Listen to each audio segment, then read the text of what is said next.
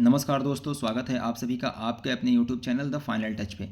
दोस्तों, आज के इस वीडियो में हम चर्चा करेंगे इंडियन रेलवे की एक काफ़ी अच्छी वैकेंसी जो आई हुई है सेक्शन कंट्रोलर की। दोस्तों, इंडियन रेलवे अभी बिल्कुल मूड बना चुका है कि आपको नौकरी दे के ही रहेगा।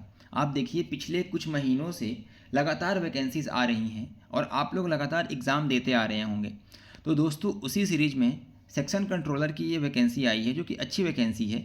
हम अपने किसी अलग वीडियो में इसके जॉब प्रोफाइल के बारे में भी चर्चा कर लेंगे, लेकिन अभी आज हम इस नोटिफिकेशन को समझेंगे क्योंकि काफ़ी लंबा नोटिफिकेशन है, आपको पूरा ना पढ़ना पड़े, इसीलिए मैंने इंपॉर्टेंट पॉइंट्स को लिया हुआ है जो आपको समझा दूंगा मैं। उसके बाद आप अपनी तैयारी में लग जाइएगा। दोस्तों, वीडियो स्टार्ट करने से पहले एक चीज़ कि नोटिफिकेशन देखने और फॉर्म भरने से ज़्यादा ज़रूरी है कि आप पढ़ाई करें, ठीक है। तो पढ़ाई से रिलेटेड बहुत सारा कंटेंट इस चैनल पे अवेलेबल है। आप चैनल में जाइए, प्लेलिस्ट में जाइए, आपको बहुत ज़्यादा ज़रूरी इंपॉर्टेंट वीडियोस मिल जाएंगे जो आपके एग्ज़ाम के लिए रेलेवेंट है। और आगे भी हम और ज़्यादा अच्छे कंटेंट लाने की कोशिश करेंगे। तो चैनल को सब्सक्राइब कर लीजिए ताकि आपसे वो वीडियोज़ मिस ना हो, ठीक है। चलिए स्टार्ट करते हैं आज का ये वीडियो। दोस्तों, सबसे पहले हम देख लेते हैं इम्पॉर्टेंट डेट्स क्या क्या हैं, ठीक है। तो सबसे पहले अगर हम बात करें तो सेक्शन कंट्रोलर के लिए जो नोटिफिकेशन जारी हुआ स्टार्ट हुआ है 15/9/2025 से स्टार्ट हुआ है और आप 14/10/2025 यानी 14 अक्टूबर के रात 12 बजे तक आप फॉर्म भर सकते हैं, 11:59 तक, ठीक है। Last date for fee payment आप 16 अक्टूबर तक कर सकते हैं, ठीक है। बाकी कुछ मॉडिफिकेशन करना हो तो विंडो जो है 17 अक्टूबर से 26 अक्टूबर तक खुला रहेगा। लेकिन ध्यान रहे कि इसमें आप अपने आरआरबी को चेंज नहीं कर सकते, यानी किस जोन से आपने फॉर्म भरा हुआ है आप उसको नहीं बदल सकते, ठीक है। उसके बाद अगर हम बात करें तो ऐसे कैंडिडेट जिनको स्क्राइब की ज़रूरत है, ठीक है, जो उसके लिए एलिजिबल हैं, तो वो 27 अक्टूबर से 31 अक्टूबर का डेट जो है ध्यान रखें। इस बीच वो स्क्राइब का सिलेक्शन कर सकते हैं, ठीक है, कि हमें किसको स्क्राइब बनाना है तो उसका एप्लीकेशन पोर्टल खुलेगा, वहाँ पे आप अपना जो भी डिटेल देना हो दे सकते हैं, ठीक है। चलिए अब हम आगे बढ़ते हैं। आपके लिए और जो ज़रूरी चीज़ है अगला है, देखिए यहाँ पे कि जो क्वालिफ़िकेशन वगैरह है वो क्या है। तो सिंपल बोला है कि graduate post with minimum educational qualification of A university degree और इट्स इक्विवेलेंट, यानी कि आप सिंपल ग्रेजुएट अगर हैं, ठीक है, तो आप इसके लिए एलिजिबल हैं, ठीक। एज लिमिट 20 से 33 साल, ठीक है। एज लिमिट 20 साल से 33 साल के बीच, किस तारीख को, तो 1 जनवरी 2026 तक आपकी एज 20 साल से कम नहीं होनी चाहिए, 33 साल से ज़्यादा नहीं होनी चाहिए। हाँ, अगर आपको रिजर्वेशन मिलता है जैसे कि ओबीसी, एससी, एसटी, इस टाइप के कैंडिडेट अगर आप हैं तो आप जो है एक्स्ट्रा जो एज में छूट मिलता है वो आप ले सकते हैं, ठीक है। अगर आप जनरल कैंडिडेट हैं तो 20 साल से 33 साल यानी कि 1 जनवरी 2026 तक आपकी एज 20 से 33 के बीच होनी चाहिए, ठीक है। पोस्ट का नाम है सेक्शन कंट्रोलर, 6 लेवल की जो है जॉब है, ठीक है, लेवल 6 की जॉब है। 35,400 बेसिक पे है, ठीक है, इनिशियल पे यानी कि बेसिक पे। इसमें बहुत सारी चीज़ें जुड़ती हैं तो सैलरी अच्छी खासी है, आपकी 60-65 हज़ार के आसपास सैलरी बन जाएगी आराम से, उसका टेंशन लेने की ज़रूरत नहीं है, ठीक है। मेडिकल स्टैंडर्ड A2 है। अब A2 क्या है इसको मैं आगे आपको समझाऊंगा, ठीक। एज लिमिट मैंने बता ही दिया, 20 साल से 33 साल, 1 जनवरी 2026 के तारीख तक, ठीक है। टोटल वैकेंसी है सारे आरआरबीज़ को मिला करके 368। आगे मैं आपको हर एक आरआरबी में कितनी कितनी वैकेंसीज़ हैं वो भी आपको समझा दूंगा, ठीक है। चलिए और आगे बढ़ते हैं। एक चीज़ और यहाँ जो लिखा हुआ है कि जो भी आपका एजुकेशनल क्वालिफिकेशन, ग्रेजुएशन जो मांगा है, ठीक है, ग्रेजुएशन जो मांगा है इसने, तो ग्रेजुएशन आपका 14 अक्टूबर 2025 तक पूरा हो जाना चाहिए, ठीक है। अगर आप मान लीजिए कि फाइनल रिजल्ट का वेट कर रहे हैं तो आप एलिजिबल नहीं हैं इसके लिए, ठीक। यहाँ तक क्लियर है। चलिए अब जो इम्पोर्टेंट चीज़ है आपके लिए, आगे अगर हम बढ़ें तो एग्ज़ाम जो होगा सिंगल एग्ज़ाम है, single stage computer based exam है। अगर आपने ये सिंगल स्टेज जो सीबीटी है इसको पास कर लिया तो आपको सीबीएटी देना पड़ेगा, कंप्यूटर बेस्ड एप्टीट्यूड टेस्ट, ठीक है। अगर आप रेलवे के फॉर्म पहले से भरते आ रहे हैं तो आपको सीबीएटी के बारे में पता होगा। अगर नहीं भरते आ रहे हैं तो मैं एक वीडियो बना करके समझा दूंगा कि उसमें क्या क्या चीज़ें होती हैं। वो बेसिकली एक आपका साइकोलॉजिकल टेस्ट टाइप का है, ठीक है, और कुछ नहीं है। चलिए अब आगे बढ़ते हैं। जैसे इसमें आपको जो है वो सब भी मिलता है, जैसे मान लीजिए कि टीए वगैरह मिलता है, ट्रेवल अलावेंसेस भी मिलते हैं। तो ये सिर्फ एक स्पेशल कैटेगरी जैसे एससी एसटी के जो कैंडिडेट होते हैं उनको मिलता है, ठीक है। तो उसके लिए आपको अपना डिटेल्स प्रोवाइड करना पड़ता है, ठीक। अगर आगे हम बात करें तो जो भी वैकेंसी है उसके 8 टाइम्स कैंडिडेट को इसमें बुलाया जाएगा, यानी कि CBAT जो होगा उसमें मान लीजिए कि 368 वैकेंसी है तो इसमें इंटू 8 कर लीजिए, ठीक है। उतने एस्पिरेंट्स को, कैंडिडेट्स को बुलाया जाएगा इस CBAT के लिए। क्लियर है। चलिए अब आगे बढ़ते हैं। अब यहाँ क्या दिया है, एक चीज़ और, short listing of candidate for DB and medical examination shall be done RRB wise at the rate of 1:1 of the vacancies for the RRB. It will be based on the combined merit in CBT and CBAT. 70% weightage to CBT and 30% weightage to CBAT. यानी कि आपका CBT and CBAT इन दोनों में जो score है तो इसका 70% marks और CBAT का 30% मार्क्स, इन दोनों को मिला करके फाइनल मेरिट बनेगी और उन्हीं कैंडिडेट को document verification and medical examination के लिए बुलाया जाएगा। ओके, नेगेटिव मार्किंग भी रहेगी 1:3 की, और मल्टीपल शिफ्ट में ये पेपर होगा, इसकी वजह से नॉर्मलाइजेशन भी होगा।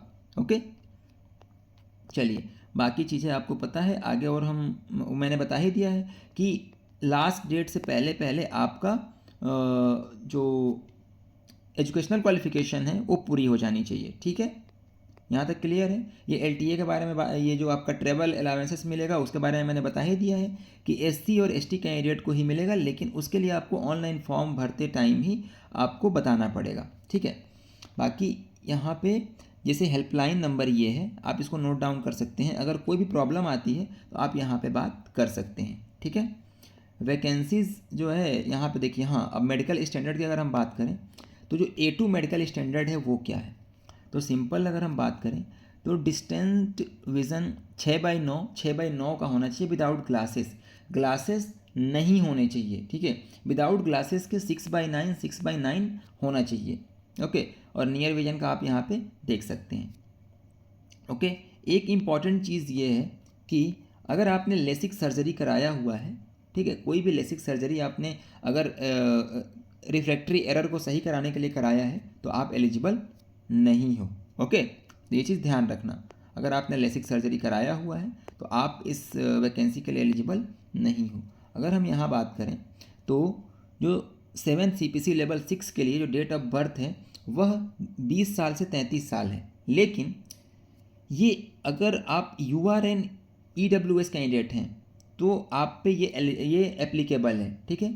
लेकिन अपर एज लिमिट में अगर आप OBC नॉन क्रीमी लेयर से हैं तो 2/1/1990 तक अगर आपका जन्म हुआ है तो भी आप एलिजिबल हैं, ठीक है। लेकिन वहीं अगर आप SC ST कैंडिडेट हैं तो 2/1/1988 तक भी अगर आपका जन्म हुआ है देन यू आर एलिजिबल। और लोअर एज लिमिट की बात करें तो सबके लिए 1/1/2006 के बाद वो पैदा न हुआ हो, ठीक है। चलो आगे कैसे जो छूट मिलती है वो आप देख सकते हैं, मैंने पहले ही डिस्कस कर दिया है इस चीज़ को। एप्लीकेशन फ़ीस जो है 500 रुपीज़ है सभी के लिए। बाकी फीमेल ट्रांसजेंडर, एक serviceman, SC ST minority community, EBC जो है इकोनॉमिकली बैकवर्ड क्लास जो है, और PWBD, इनके लिए 250 रुपये रखा गया है, ठीक है, एप्लीकेशन फ़ीस, जो कि इनके लिए 250 रुपये CBT 1 में अगर आप अपीयर होते हैं तो वापस कर दिया जाएगा, और जो बाकी सारे एस्पिरेंट्स हैं उनका 500 में से 400 वापस कर दिया जाएगा, ठीक है। फ़ी जो है आपको ऑनलाइन ही पेमेंट करनी है। ओके, बाकी डिटेल्स मैं आपको ये PDF शेयर कर दूंगा, वहाँ से आप देख लीजिएगा। जो जो ज़रूरी चीज़ें हैं आपके लिए मैं उनको चर्चा कर दे रहा हूँ, ठीक है। आगे हम चर्चा करते हैं कि इसमें एग्ज़ाम में सिलेबस क्या रहेगा आपका, ठीक है। तो यहाँ से दिया हुआ syllabus of the CBT। The question will be objective type with multiple choice and are likely to include question pertaining to analytical and mathematical ability, ठीक है, जिसमें number system, ratio and proportion, average, percentage, profit loss, discount, time, speed, distance, power and work, algebra, linear equation, arithmetic progression, LCM HCF, geometry, area and volume, probability and statistics, दोनों basic level के रहेंगे। ठीक है, तो ये सारे chapter जो है ना मैंने अपने इसी चैनल पे, अगर आप जाएंगे प्लेलिस्ट में तो सबके वीडियोस अपलोड किए हुए हैं। और बाकी आप लोग अगर कमेंट करके बताएंगे तो मैं और बहुत सारे वीडियोस अपलोड कर दूंगा जिससे कि आपकी तैयारी बेहतर हो सके। ठीक है, अगला पोर्शन है data analysis and interpretation, multi score data analysis, examination analysis and inference drawing from text, tabular data and data represented graphically, chart, graph, scattered plot, pie chart, statistical curve distribution, Venn diagram. तो ये सब data analysis भी आपको करना पड़ेगा। Data sufficiency और data arrangement पे भी क्वेश्चन रहेंगे। लॉजिकल कैपेबिलिटी, इसमें लॉजिकल रीजनिंग पूछा जाएगा, रीडिंग कॉम्प्रिहेंशन पूछा जाएगा। ठीक है, इसके आगे मेंटल रीजनिंग भी पूछी जाएगी। इसमें भी काफ़ी मतलब आसान क्वेश्चन रहेंगे, लेकिन बस आपकी बुद्धि को टेस्ट करेंगे। ठीक है, आसान रहता है, इसमें कोई दिक्कत वाली बात नहीं है। जो क्वेश्चन एग्ज़ाम होगा वो आपका 120 मिनट का होगा, यानी 2 घंटे का होगा। इसमें analytical and mathematical capability 60 minute की होगी, लॉजिकल कैपेबिलिटी 20 मिनट की, एंड मेंटल रीजनिंग जो होगी वो 20 मिनट की होगी। Okay, total number of questions 100, sorry ये 20 मिनट नहीं है, ये नंबर ऑफ क्वेश्चंस हैं। टाइम आपको एक साथ जो है 1-2 घंटे का मिल जाएगा। 60 क्वेश्चन मैथ्स से और एनालिटिकल कैपेबिलिटी से, लॉजिकल कैपेबिलिटी से 20 क्वेश्चन एंड मेंटल रीजनिंग से 20 क्वेश्चन। नाम बस बदला है, चीज़ें सेम है। ठीक है, आप कर लोगे क्वेश्चन को, काफ़ी आसान क्वेश्चन होते हैं। अगर हम आगे और बढ़ें तो इसमें इसको अगर आप पास करते हैं फिर आपको CBAT के लिए बुलाया जाएगा। ठीक है, इसको आप पास करते हैं तो CBAT के लिए बुलाया जाएगा। चलिए नेक्स्ट हम देखते हैं और क्या इंपॉर्टेंट चीज़ है आपके इस नोटिफिकेशन में। तो आप अलग अलग जो RRBs हैं वहाँ से फॉर्म भर सकते हैं। ठीक है, और इसका जो क्वालिफ़िकेशन है मैंने आगे आपको बता ही दिया है कि ग्रेजुएशन सिंपल चाहिए। अब यहाँ से आप जोन वाइज देख सकते हैं कि किस जोन में कितनी वैकेंसी है, किस कैटेगरी की। यहाँ अहमदाबाद का दिया है, अजमेर का, बेंगलोर, भोपाल, बिलासपुर, चंडीगढ़, चेन्नई, गोरखपुर, गुवाहाटी, जम्मू, श्रीनगर, इस तरीके से हर एक RRB का दिया हुआ है, यहाँ ग्रैंड टोटल करके दिया हुआ है। ठीक है, तो दोस्तों ये था आज का ये नोटिफिकेशन जिसको मैंने डिटेल में आपसे चर्चा किया, और इसमें मैंने सिर्फ आपको वही पॉइंट डिस्कस किए जो आपके लिए ज़रूरी है, वरना नोटिफिकेशन बहुत बड़ा है और आपका टाइम बहुत ज़्यादा ख़राब होगा। तो जो इम्पॉर्टेंट बातें थी वो मैंने आपको बता दिया। इसके बाद जो ज़रूरी चीज़ ये है कि पढ़ाई करना। ठीक है, पढ़ाई आप इसी चैनल पे आपको पूरी कराई जाएगी। ठीक है, आप बाकी जहाँ से पढ़ रहे हो पढ़ते रहो। अगर आप लोगों का रिस्पांस रहा, आपने जो है कमेंट किया, तो हम इस पे आपके इस एग्ज़ाम के लिए एक सीरीज स्टार्ट करेंगे। ठीक है, जिससे कि आपको फ़ायदा हो सके और आप जो है एग्ज़ाम को आसानी से निकाल सकें। दोस्तों अगर वीडियो अच्छी लगी हो तो चैनल को सब्सक्राइब कर लीजिए और वीडियो को दोस्तों को भी शेयर करिए। धन्यवाद।